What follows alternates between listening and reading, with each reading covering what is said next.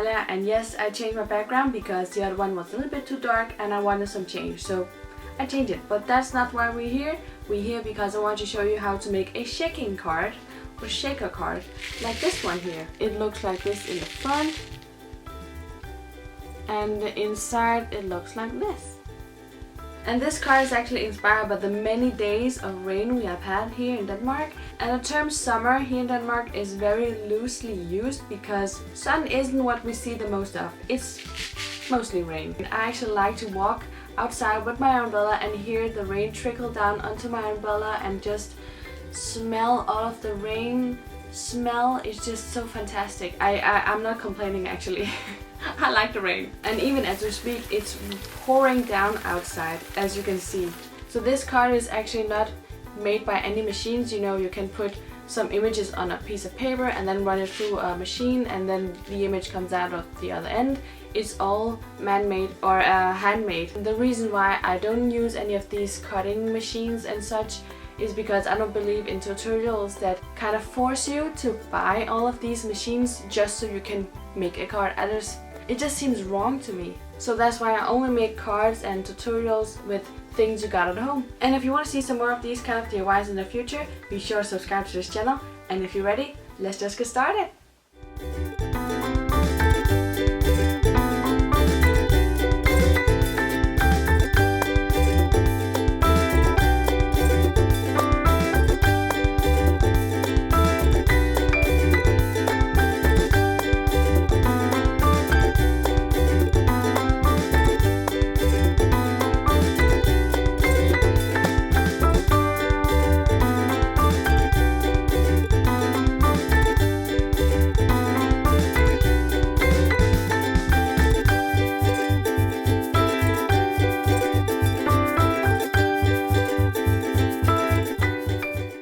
Now this is what it looks like with all the pieces on top of each other, but for now we only need to work with the front piece.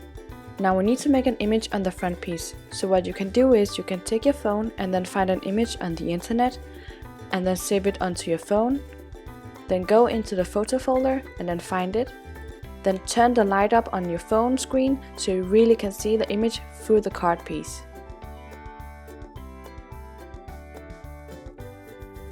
And then start sketching around the image.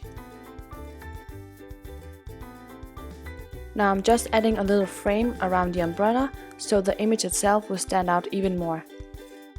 Then color your image before moving on to the cutting part.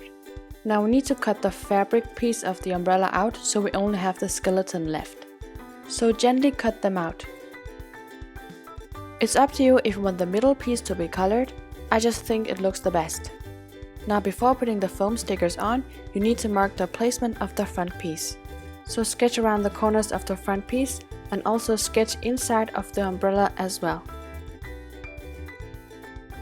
This will give you an idea to where to place the foam stickers.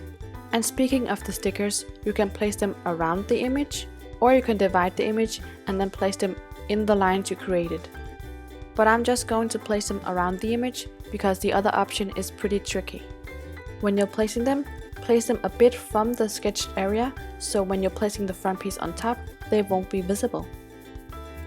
If there are any curves, you can make a little cut in the foam sticker, so it's easier to place them at the curved area. Now continue placing these foam stickers until the circumference of the image is covered.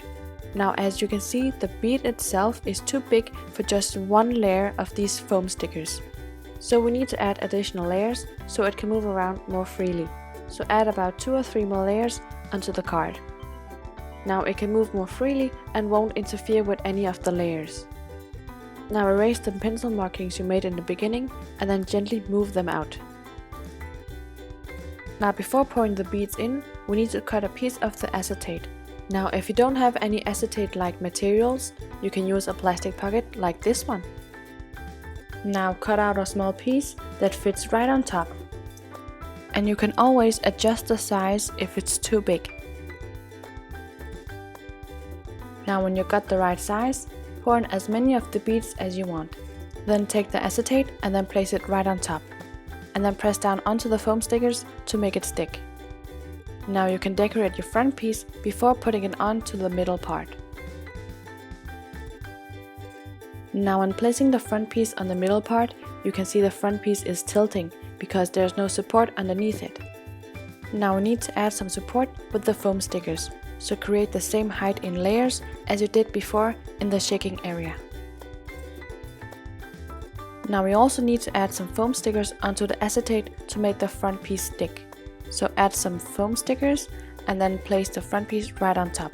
But before doing that, erase any pencil markings you might have. Then place the front piece on top, but make sure it's on the right place and in the right area and not crooked because it's very hard to undo. Then press down to make it stick.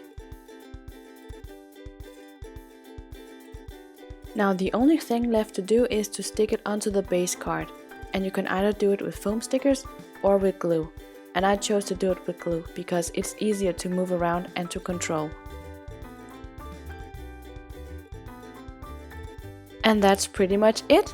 You can make as many of these as you want in as many different scenarios as you want. I hope you enjoy watching. Thank you for leaving a like, I really appreciate it. And if you made this card, let me know on the social media down below because I would love to see it. And if you want to see the upcoming videos, you need to subscribe and be a part of our lovely DIY family here at the Blue Toolbox. So subscribe, and I'll see you soon with more ideas. Bye!